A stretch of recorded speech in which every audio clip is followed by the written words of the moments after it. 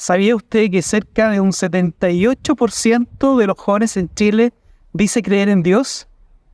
Ahora bien, ¿la religiosidad y la vida espiritual son lo mismo? ¿Es lo mismo cultivar la vida espiritual que una religión?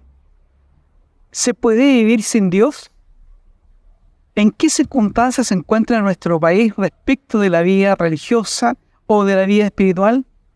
Sobre estos tópicos conversaremos hoy con Pablo Mayet, filósofo, destacado académico en materia de filosofía de la cultura y filosofía de la religión. Bien, buenas tardes. Hoy día nos encontramos con don Pablo Mayet, filósofo, académico universitario, desde hace mucho tiempo, dedicado a los temas de Tomás de Aquino fundamentalmente, y a la filosofía medieval y filosofía de la religión. Pablo, un gusto tenerte en este espacio de reflexión. Y lo primero, quería traer al recuerdo una reflexión de Santo Tomás de Aquino en la Suma Teológica, en la primera segunda, en la cuestión 94, que es la que habla sobre la ley natural, en el artículo 2. Específicamente habla sobre las inclinaciones o las tendencias naturales, las tendencias del ser humano. En una de las tendencias que describe Santo Tomás de Aquino, señala que es propio del ser humano la inclinación y la búsqueda y el conocimiento de Dios. Dice, es tan natural en el ser humano como vivir en sociedad o la búsqueda de la felicidad. En ese marco, en ese escenario, en ese contexto, ¿se puede vivir sin Dios? ¿Es tan cierto lo que describió Santo Tomás de Aquino en tu juicio, en tu impresión? Sí. Bueno, sí, se puede vivir sin Dios. De hecho, mucha gente vive sin Dios. Desde el punto de vista práctico, fácticamente, diremos, el hecho es que vive sin Dios. Se puede vivir también, históricamente, muchos pueblos vivieron sin conocimiento de Dios, sin la revelación de Dios. Entonces, en ese sentido, sí. Ahora, lo que agrega Santo Tomás, cuando lo compara como la búsqueda de la felicidad, es que hasta dónde se puede llegar sin Dios. Y eso es también una de las cosas que la sociedad actual, la reflexión filosófica, ha perdido. Ha perdido de vista hasta dónde se puede llegar como ser humano sin Dios. Así como sin comunidad o sin felicidad, que es la plenitud de las virtudes, el ser humano llega a ser un poco más que un animal, sin comunidad y sin felicidad. Lo mismo pasa también sin la religión, sin la unión con Dios. Entonces, eso es lo que yo he visto en varios autores, no solo Santo Tomás, que sigue siendo una preocupación. ¿Hasta dónde podemos llegar como sociedad, como seres humanos, sin tener en el horizonte lo divino? Y esa también es la pregunta que hay que hacerse. Y lo cultivo, y el cultivo que es la religión, porque la religión implica, ¿no es cierto?, rituales, ritos, claro. Un orden.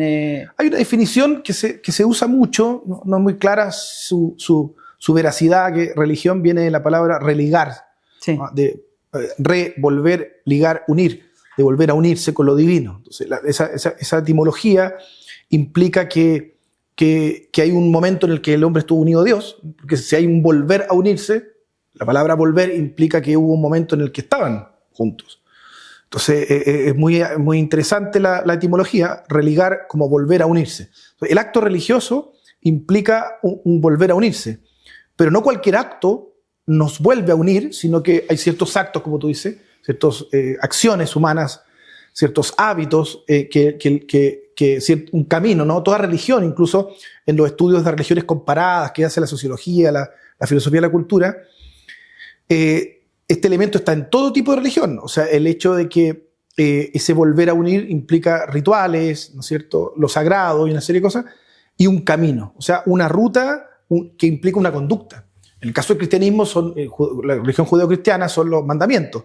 Pero toda religión tiene una especie de mandamiento, tiene una especie de camino, porque ese volver a unirse no es con el antojo o el simple deseo de volver a unirse. No es un capricho. No un capricho, no es una ensoñación momentánea, sino que son ciertos actos que el ser humano que te hacen distinto a la masa, además. Entonces, el hombre religioso empieza a implicar todas las dimensiones de su vida en esa religación, en ese volver a unirse. Por eso que la religión, y así lo han definido algunos filósofos más contemporáneo, la religión no es un solo acto. La piedad, por ejemplo, asistir a un templo, sino que la religión implica un tipo de vida, la vida religiosa. Un hábito, ¿no? Claro.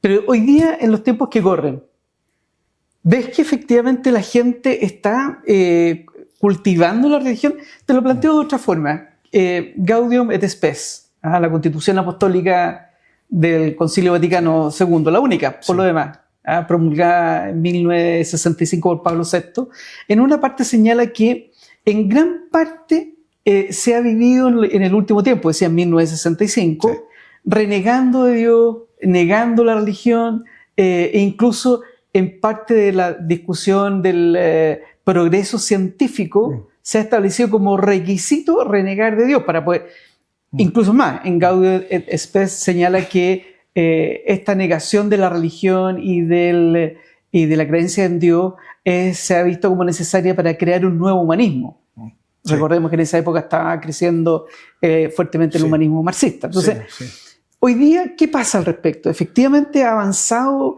algo que ha sustituido a Dios o la religión? Sí, yo creo que hay varios puntos interesantes. En primer lugar, me quedo para partir con el de la ciencia.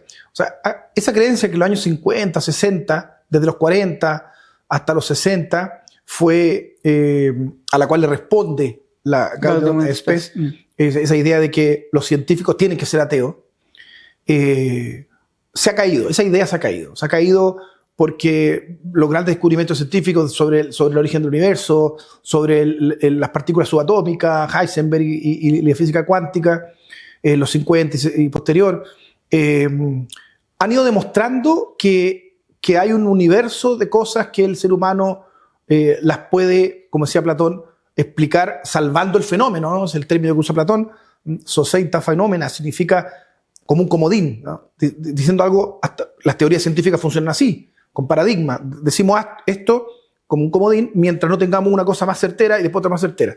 Eso los científicos, la comunidad científica en general se ha dado cuenta que todavía hay algunos científicos ateístas que dicen que la única forma de ser científico es ser ateo. Pero en general no es hoy en día como fue en los 60, que parecía, como tú dices, requisito. Hay un libro de un economista chileno que yo conozco personalmente, Joseph Ramos, que fue decano de la Universidad de Chile, de Economía, que sacó ahora en su retiro, ya jubilado, sacó un libro que se trata sobre el tema de Dios. O sea, un economista termina hablando de Dios, su experiencia personal. Su experiencia personal y también la relación que hay con lo que él estudió, digamos, como académico y científico. Entonces, hay muchos de estos temas que dicen relación con que la ciencia no tiene todas las respuestas, ¿no? En ese sentido, hay una superación del racionalismo que había partido del siglo XVIII, con más fuerza con el secularismo del XIX, y a la cual responde Gaudium et Spes. Hay como, ya no es la visión hegemónica de que la ciencia y la razón para triunfar tiene que estar sin la religión. Yo creo que no se puede ser creyente. No, claro, hay un resurgir de lo que se llama hoy en día, después podemos hablar de eso, de la espiritualidad. Y en ese sentido se valora en muchos aspectos la religión.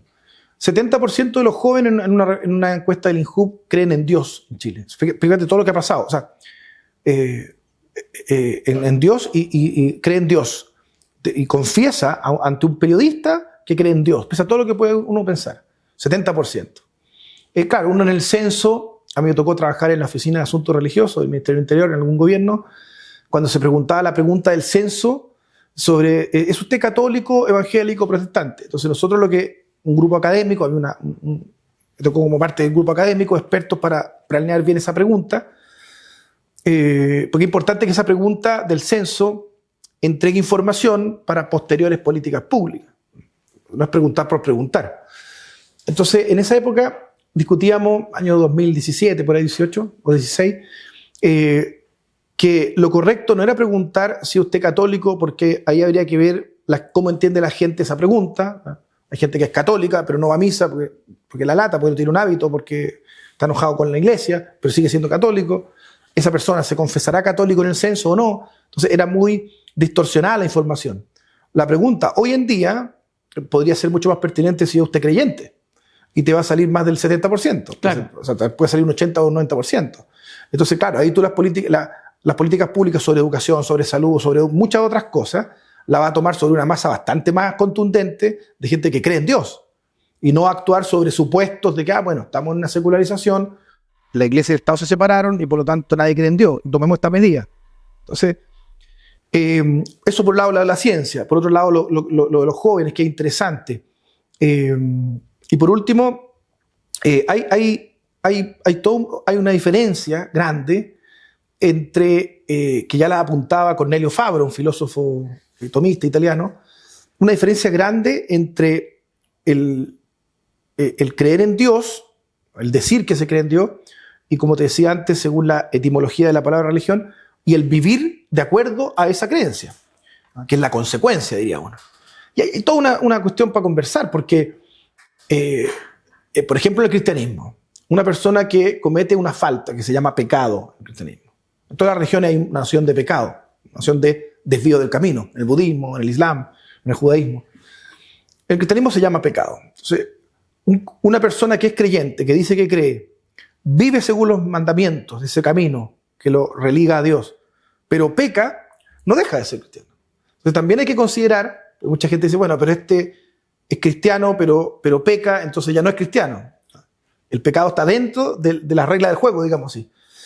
Entonces hay que distinguir la confesión personal, libre de una persona que dice yo creo, de la práctica de esa religión, que es un paso ya más de convicción, a las caídas o retrocesos que son parte de la regla del juego, de la naturaleza humana. Todas las religiones lo explican así. Por lo tanto, son tres cosas distintas, ¿no? Por supuesto son que tres cosas sí. distintas. Obviamente, una cosa es creer en Dios y otra distinta es profesar una religión. Porque esto segundo, como tú describes o señalas, implican la observancia de ciertas prácticas, de ciertas acciones concretas. Hay una cosa que... Rezar ciertos días, Exacto. ir al templo o a la iglesia, a la parroquia. Hay una cosa interesante que el padre Hurtado, que es muy conocido por ese encuentro en el Cerro San Cristóbal, cuando pregunta con el encuentro de jóvenes, dice, ¿es Chile un país católico? Después hizo un libro sobre ese encuentro. Yo creo que muy poca gente ha entendido bien lo que está preguntando el padre Hurtado. Esto fue en los años 50, puede ser final. Porque lo que está preguntando es, si es Chile un país católico, tú puedes tener un país que como país el 90% se describan católicos, pero en su esencia, en sus leyes, en su práctica, no sea católico, no sea creyente, cristiano o religioso. Claro. Entonces lo que estaba preguntando era eso. ¿Es Chile un país católico? No una cuestión de encuestas, no una cuestión de confesión, sino de vivencia. De vivencia personal, claro, real. Y ahí es profunda la pregunta, porque tú puedes tener un país que en su mayoría sean musulmanes y el país como país no ser musulmán, que es lo que pasa con Turquía. O puede un país que tenga minoría de cristianos, o de musulmanes, o de judíos, pero el país, por una tradición, por la influencia de los creyentes, pero el país, en cuanto país, aunque la minoría sea creyente, el país, en cuanto país, sea cristiano. Entonces, son cosas también que no se han considerado cuando uno dice la religión se fue de la esfera social, de la esfera pública. Claro. O sea, porque, por ejemplo, lo que te digo en Chile, uno puede pensar, después de aprobar las tres causales, que tiene mucho que ver con la religión, porque la religión fue una de las voces... Hablando de aborto. Del aborto, las tres causales de aborto. La religión fue una de las voces que más se oponía a las tres causales. Habían otras voces también, no solo la Iglesia Católica, otras religiones y otras personas también. Pero una vez implementada la legislación sobre las tres causales de aborto, a la fecha no se han llegado a las cifras que se pensó que se iban a llegar.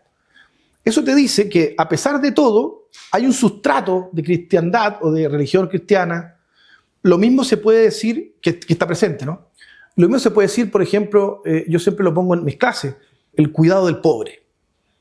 O sea, si tú piensas en la cosmovisión hinduista o budista, de hecho no está permitido ayudar al pobre por su condición de pobre, salvo que te ayudes a ti.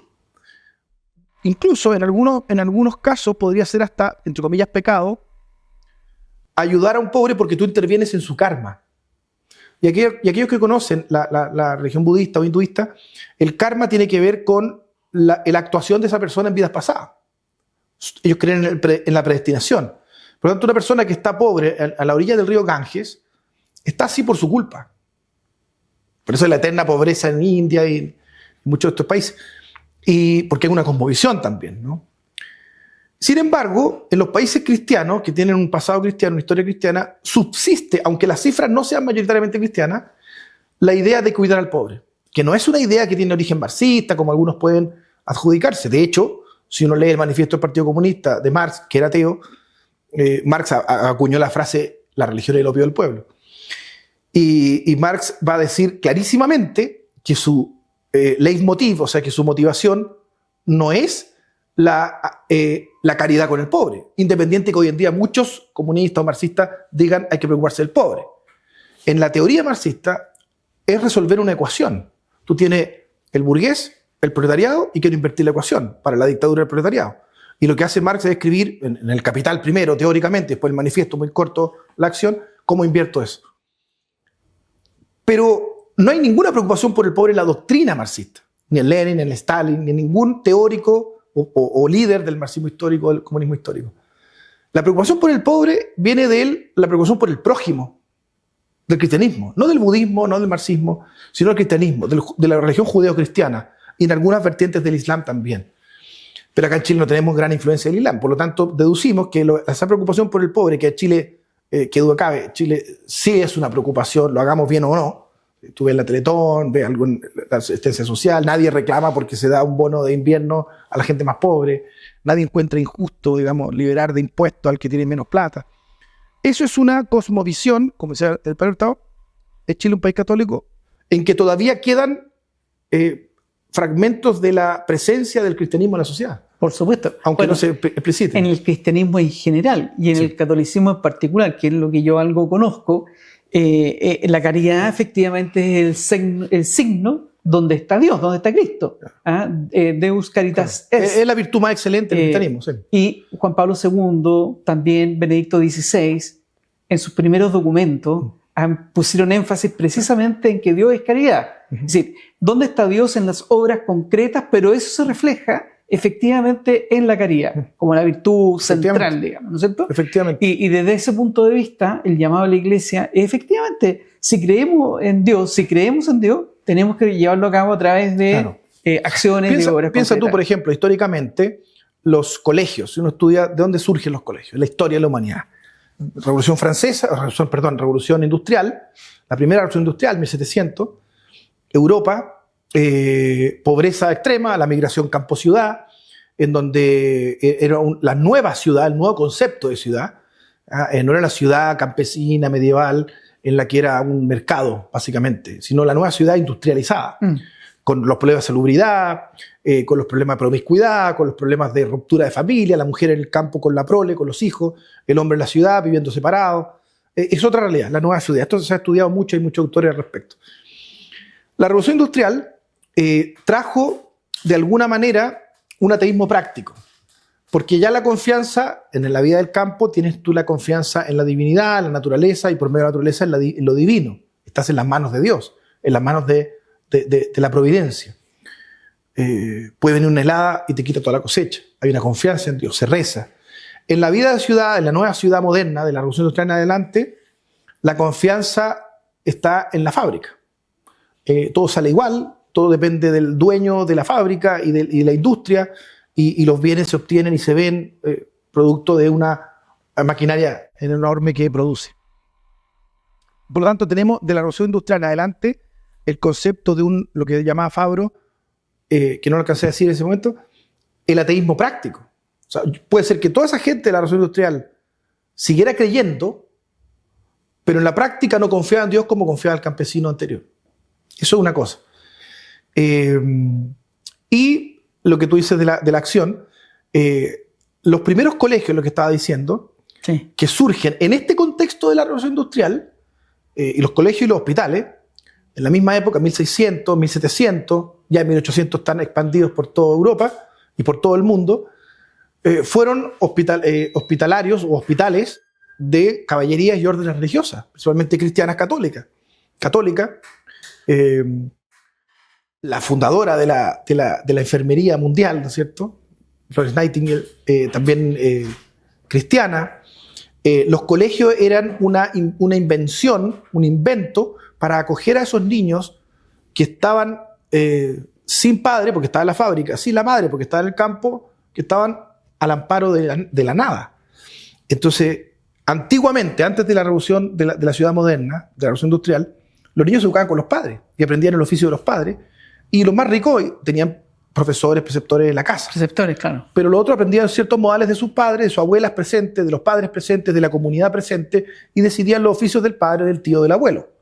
Esa era la sociedad no medieval, la sociedad humana desde el primer hombre en la tierra hasta la revolución industrial.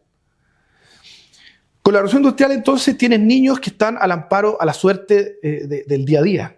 Empiezan las malas costumbres, empieza la vagancia, la delincuencia juvenil, que no digo que no existía. Mortandad infantil también. Mortandad infantil. Entonces, que no existía. O sea, no digo que no existía, sino que existía en mucho menor medida. Entonces, son las órdenes religiosas católicas, principalmente, después evangélica, luterana, anglicana, en fin, pero principalmente, históricamente, cristiana, católica, que arman los hospitales y los colegios. Para entender los hospitales, las nuevas enfermedades, que eran muchas de ellas desconocidas por la insalubridad de las ciudades, y los colegios para atender, digamos, esta orfandad en la que vivían. Y ahí están las hermanas y los hermanos. Ahí están los maristas, ahí están los de la Salle, están los hospicios, que son los orfanatos cristianos.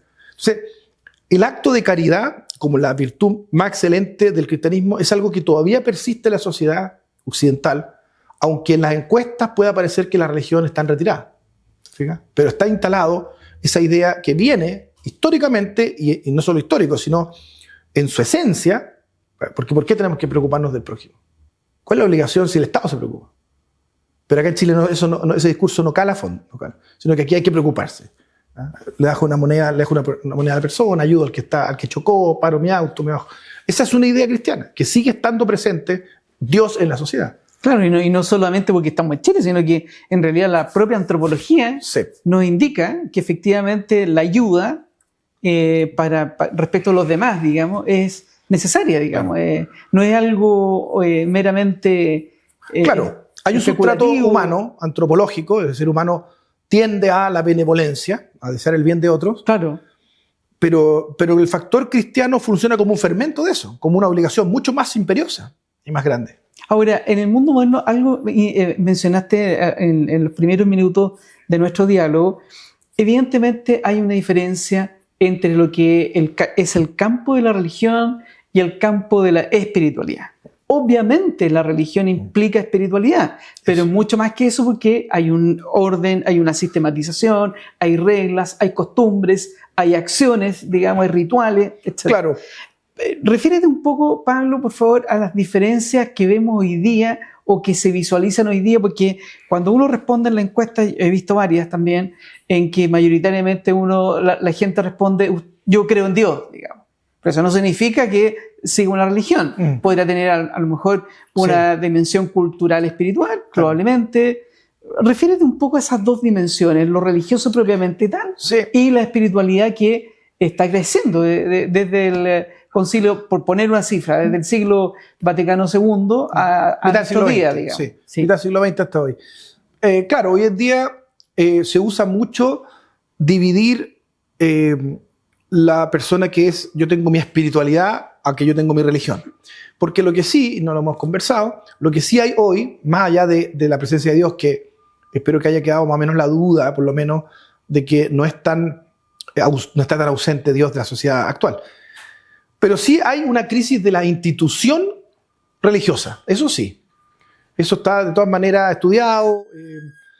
Uno de los libros que más profundiza en esto es Una era secular del filósofo canadiense Charles Taylor, que inaugura esta idea de que hay una diferencia entre las religiones tradicionales, históricas o institucionales, la llama institución, de la práctica más subjetiva que tiene que ver con la espiritualidad, la cual es así, no parece haber desaparecido mucho, incluso podría estar en aumento desde el siglo XX, XIX, de la secularización del siglo XIX, separación Iglesia-Estado y reducción de la influencia de la Iglesia, principalmente en las sociedades occidentales, del ámbito público, parece hoy día haber una vuelta.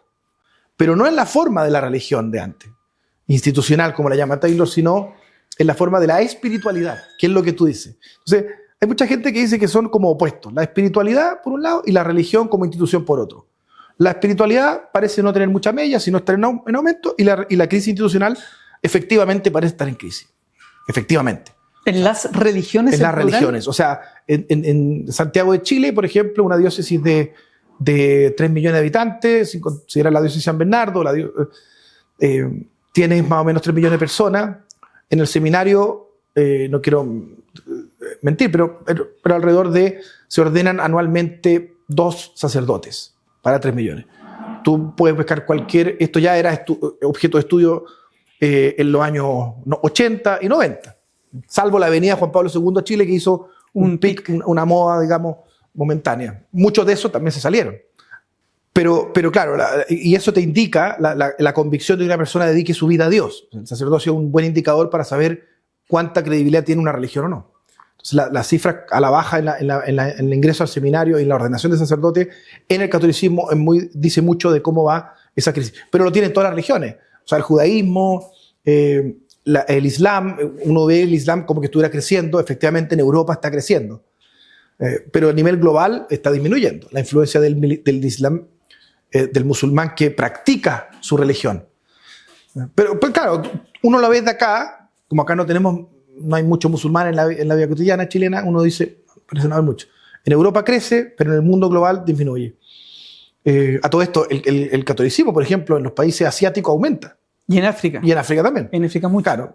Pero globalmente sí hay una crisis institucional que se ve no solo en cifras, sino en una desafección, que es la palabra que ocupan muchos sociólogos, de la religión institucional.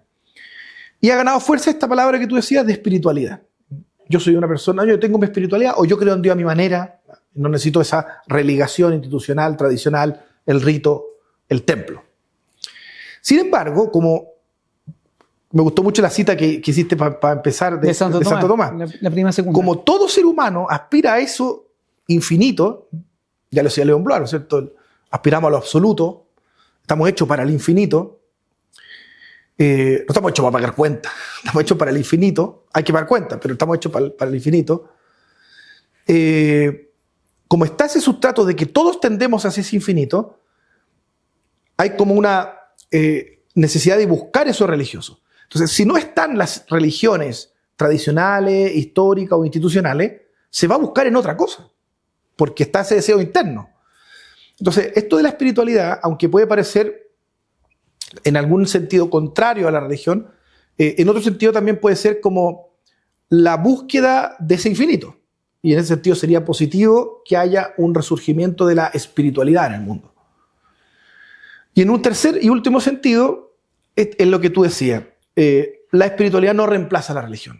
O sea, si bien es cierto, en San Pablo uno encuentra referencias a ser espirituales, ser hombres del espíritu, vivir la vida según el espíritu, no según la carne, esa oposición carne-espíritu, uno diría, bueno, es mejor que la gente tenga una espiritualidad a que no tenga ninguna espiritualidad.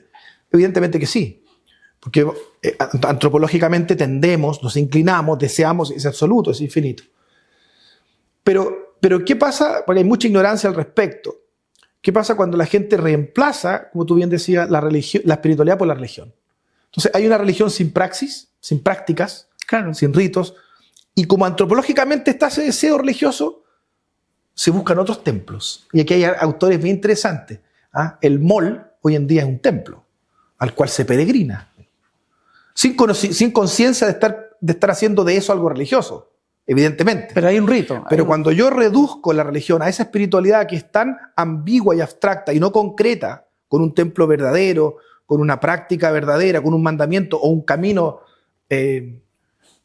¿verdad? Y con sacerdotes, que son los que median entre yo y Dios, si no tengo esas instituciones, ¿no?, que están en todas las religiones, como decía Mircea Eliade, el ser humano las busca igual en otras cosas. Chesterton decía, el problema de no creer, el escritor, el problema de no creer en Dios es que se cree en cualquier cosa. En todo. Y tiene razón. El ser humano de hoy, al asumir esta postura de reemplazo de espiritualidad con religión, entonces termina teniendo otro tipo de templos, otro tipo de mandamientos, que no son los mandamientos de la religión institucional, porque hay un rechazo.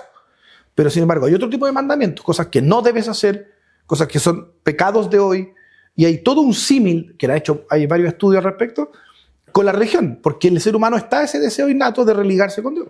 Claro. Lo reemplaza. El mall podría ser el templo, el camino, los mandamientos, sería, ¿no es cierto?, un statu quo o una cierta forma de vida. Y te lo planteo de otra manera. También la sustitución de Dios a través de ciertos criterios ideológicos como el igualitarismo. Por supuesto. ¿Ah? Ese afán absoluto, ese deseo absoluto de empujar la sociedad hacia una igualdad sustantiva, de alguna manera también lleva a esta idea de reducir la religión. Sí.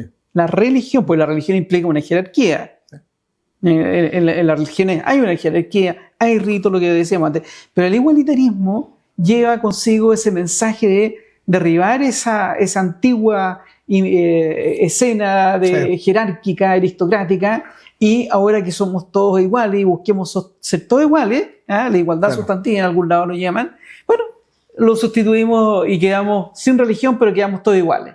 ¿Qué te parece a ti esa figura? Es tal cual, como dice. O sea, el ser humano tiene, en la expresión de Benedicto XVI, homo capax Dei, el hombre es capaz de Dios, que resume lo que tú decías, ¿no es cierto? Todos necesitamos ese absoluto adentro, llenar ese absoluto. Nosotros somos un recipiente hecho para llenarlo con el infinito. Y, claro, no con menos. No con un Excel o con un par de cuentas, ¿no? La vida de la materia, ¿no? Como decía San Pablo. Por lo tanto, en el caso del igualitarismo, uno podría decir, y no solo el igualitarismo, funciona como una divinización hoy día. Claro. El sexo, por ejemplo. También. El pansexualismo, como se llama, que todo sea sexo o todo esté sexualizado, otra divinidad. El dinero, digamos, o sea, todo el materialismo económico también es una divinización. Yo decía, cuando uno descubre, hablábamos hace unos días, el tema de la palabra tabú. Una palabra que hoy en día se ocupa en sentidos negativos, ¿no? Eso es un tabú. No hables de eso porque es un tabú. Claro. Ya, la palabra tabú en el estudio religioso, estudios culturales, no tiene una connotación negativa. De hecho, en todas las religiones, como decía Mircea Eliade, en todas las religiones hay un tabú. El tabú es lo que describe aquellas cuestiones conceptuales o prácticas que están reservadas para algo sagrado, íntimo, exclusivo de nuestras vidas. El tabú no es algo cotidiano, es lo contrario a lo cotidiano. Entonces, claro, en una cosmovisión cristiana, el sexo, por ejemplo, la relación sexual, es tabú en este sentido, no en el sentido negativo, sino en el sentido de que es algo íntimo, es algo divino, es algo sagrado, es algo que no es cotidiano, que no es ordinario, en sentido común y corriente. Y así sucesivamente, lo mismo ocurrirá en otras religiones. Pero como el ser humano no puede eliminar su antropología, su naturaleza, lo que es, va a reemplazar los tabúes con otros tabúes. Y es muy interesante ver, esta es una de mis tesis, cuando tú descubres cuál es el tabú de una sociedad, descubres dónde está su religión. ¿Te fijas? Entonces, si hoy día tú dices el igualitarismo, pero en el caso de la ideología mercantilista, ¿no?, que hace que todo sea el mercado y que el Dios dinero, ahí también hay tabú. Por ejemplo, hoy en día todo el mundo habla de sexualidad. Antiguamente hablaban solamente los médicos y los sacerdotes y los esposos. Hoy en día cualquier persona, todas las letras de la música actual es de sexualidad, y nadie entiende la sexualidad como algo tabú, como algo sagrado. Es ordinario, en el sentido de común y corriente. Pero, sin embargo, con la economía no. Cuando tú te pones a hablar de economía o das tu opinión de economía, te frenan y te dicen, no, eso es tabú. O a lo mejor no te dicen tabú, pero te dicen, no, eso es que hable el experto. Expertos son los que pueden... Porque lo toman sagrado. Porque eso es algo sagrado, no es cotidiano, no es banal. Podemos estar en desacuerdo en 1000 cosas, pero no podemos estar en desacuerdo en la economía, porque eso es lo que nos une, como lo hacía la religión. Entonces ahí tú descubres dónde está el tabú, es donde está la religión. Y el caso del igualitarismo es tal cual. O sea, el igualitarismo, hay dos filosofías políticas, ¿no es cierto?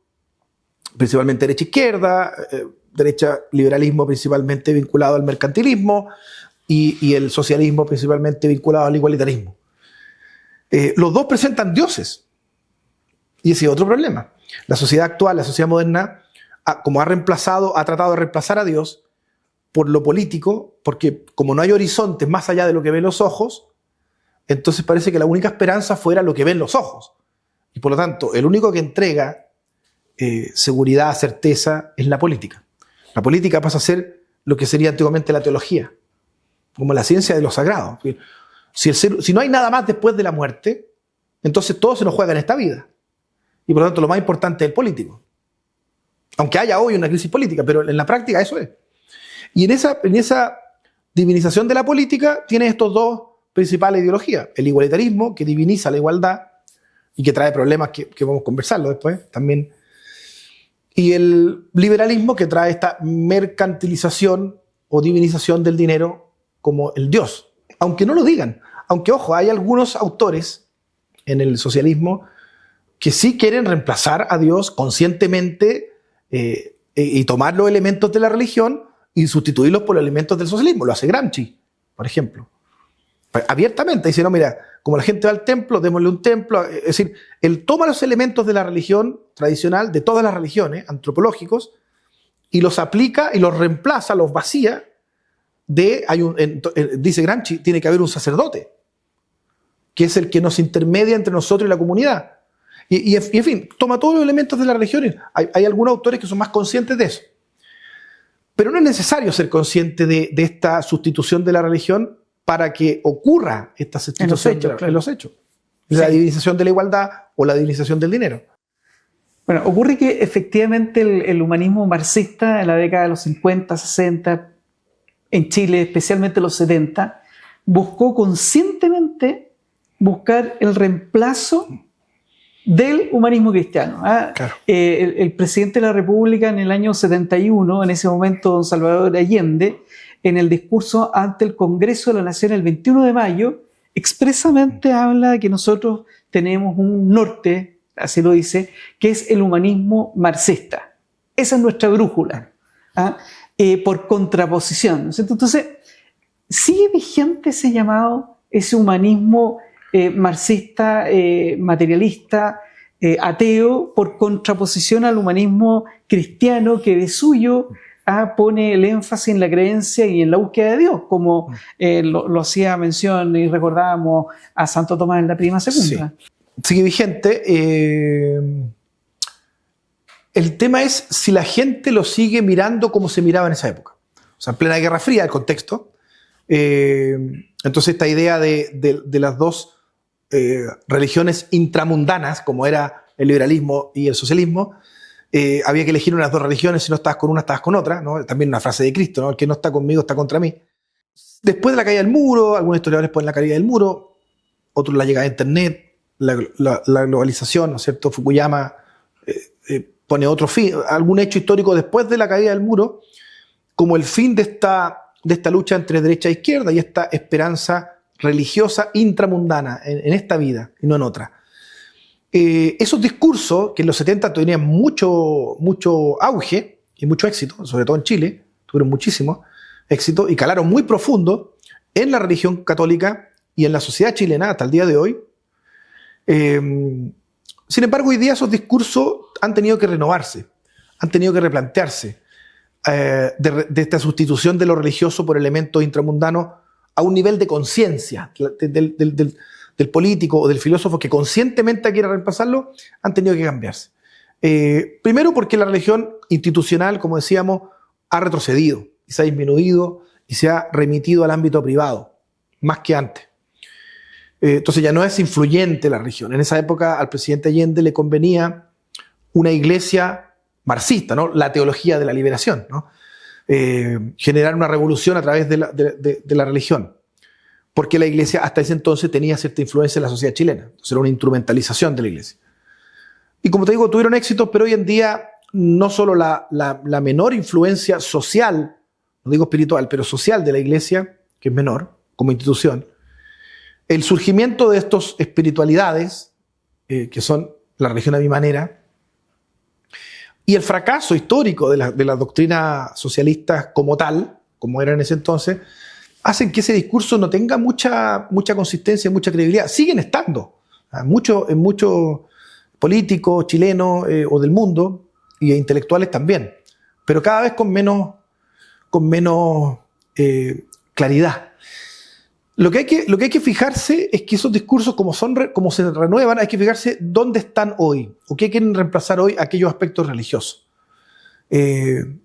hay un político chileno, académico y político, Fernando Atria, que enarboló mucho, no solo en las discusiones constitucionales recientes de Chile, sino desde hace muchos años, un nuevo concepto de igualdad. Escribió un libro al respecto. Y en ese nuevo concepto de igualdad, Fernando Atria, que sí fue educado en colegios católicos, ¿no? Sí, él plantea un replanteamiento apoyado de algunas filosofías kantianas, de un neocantismo o también de la escuela de Frankfurt. Él plantea ideas como de una nueva concepción de igualdad en la dignidad de las personas. La dignidad de las personas, el concepto que te decía hace un rato de que tenemos que ayudar al pobre, de que tiene la misma dignidad que yo, tiene su fundamento último en el cristianismo. Por eso nosotros en Chile creemos que el pobre, más pobre, o incluso el preso, por mucha rabia que nos dé su delito, tiene que tener ciertas condiciones dignas. No que le permitan delinquir, pero sí que le permitan pagar su pena como persona humana. Ese concepto de la dignidad, incluso del que ha fallado a la sociedad, el que ha traicionado a la sociedad, están porque vienen en última instancia del cristianismo y todavía persisten. Sin embargo, autores como Fernando Atria u otros en Europa, el propio Gramsci que te decía, replantean conceptos ya no directamente como tú citabas a Salvador Allende, sino que de otra manera, ¿no? Replanteando la idea de igualdad como equidad. Entonces, ya no es la igualdad en la dignidad, sino empieza a ocupar otra estrategia no tan frontal directa, como el presidente Allende, pero en la cual sí hay una sustitución de lo religioso, de ese elemento religioso que es somos iguales porque tenemos un padre común, aunque no se diga así, aunque la religión esté recluida a lo privado. Pero el último fundamento filosófico y teológico de que yo te considere igual a ti que a mí es que tengamos un padre común. La Revolución Francesa intentó hacer una igualdad sin el padre común, y lo que terminó siendo la división entre derecha e izquierda. Si la única forma de igualar a los seres humanos es teniendo un padre común. Si no, no existe la hermandad. Obviamente. Oye, ahora fíjate que en algún punto discrepo del diagnóstico de que las religiones se han ido un poco retrocediendo. ¿Por qué? ¿Por qué te lo digo? Porque, primero, lo que vemos en el país es que hay una mayor organización de las iglesias, por de pronto para participar en política. Hay partidos probablemente que se dicen cristianos y buscan establecer ciertas que se habían opacado incidencias, claro. Pero también la iglesia propiamente tal, las iglesias judío-cristianas, por así decirlo, en nuestro país están teniendo cada vez una voz más activa en los temas relevantes de la organización social. Sí. Desde esa perspectiva, uno podría tener una cierta esperanza de que la religiosidad podría retomar ese cauce que antiguamente tuvo, digamos. Es lo que percibo yo. Yo, soy católico y cuando voy a iglesias aquí cerca, en la comuna, he visto llenos, digamos, el templo, las veces que voy a misa. Sí, debo confesar que gran parte de la gente que ha ido aumentando la asistencia a misa son extranjeros, colombianos, venezolanos, claro, que han ido cada vez aumentando la feligresía. Pero por de pronto veo que también las autoridades de la religión, en el caso de la religión católica, han ido tomando cada vez más espacio, ocupando mayores lugares, teniendo mayor presencia en temas que son sumamente relevantes en la organización social, digamos. ¿Cómo lo ves tú? Sí, o sea, yo admito esa discrepancia porque creo que es un tema que es para discrepar, porque la percepción de si ha aumentado o disminuido, como tú dices, habla de tu experiencia, de lo que yo he oído en la misa. Claro, no tengo... Son percepciones todavía, ¿no? Y por lo tanto se puede discrepar. Sin embargo, yo creo que efectivamente ahí volvemos a lo que explicábamos, dos cosas. Primero, lo de la espiritualidad, o sea, en qué formas la religión aumenta, incluso la asistencia, porque, por ejemplo, unos temas cruciales de la religión cristiana católica, la negación del aborto, sigue teniendo mayoritaria aprobación ciudadana. Entonces, claro, yo asisto, pero no compro todo lo que ahí me ofrecen. O me exigen. Entonces, eso responde más al fenómeno de el retiro de la religión como institución. Y por lo tanto el auge de la religión como espiritualidad a mi manera. Yo puedo ir al templo, prefiero eso que el mall, pero no doy el paso total a convertirlo, como decíamos al inicio, la religión como un tipo de vida. Y lo otro es que efectivamente Chile es un caso particular. Es tan particular el caso del secularismo o del resurgimiento religioso en Chile. Es particular. Incluso esto lo demuestra la visita del Papa Francisco en 2017 a Chile. Quien ha hecho todo un trabajo también porque la Iglesia en el mundo tenga una influencia, ya no esperando que más gente vaya a los templos, sino una influencia como la que decía el Padre Hurtado, como fermento, como que las ideas del cristianismo vuelvan a ser fermento de las sociedades. País católico no en su cantidad, sino en su esencia. Sustancia. Claro, en ese ha sido el trabajo del Papa Francisco. En otros puntos tiene muchos detractores y tal, pero en ese no hay discrepancia, ha sido ese su trabajo. El 2017, cuando vino a Chile, todos se preguntaban, sobre todo los argentinos, ¿por qué no venía a Argentina? Estábamos al lado. De hecho, fue Perú-Chile. Pero el viaje principal había fijado primero Chile y después fijó Perú. Entonces todos decían, ¿por qué viene a Chile? El Finisterra, o sea, el final de la tierra, ¿por qué no va, no sé, a la India, donde habían asesinatos a cristianos? O Europa, que está totalmente secularizada, y él estaba en Roma, y hace este viaje a Chile, en donde a mí me invitó en esa oportunidad la Universidad Católica, en un discurso que hizo el académico ahí en el centro de extensión. Por supuesto que era bien masivo, porque era la Universidad Católica, el rector repartió invitaciones puntualmente, entonces, pero cuando fuimos a las calles con mi familia, no fue lo que fue el 89 con Juan Pablo II, de ninguna manera. O sea, calles vacías, hay discursos del Papa Francisco en países donde la organización había esperado 5.000 personas y llegaron 300.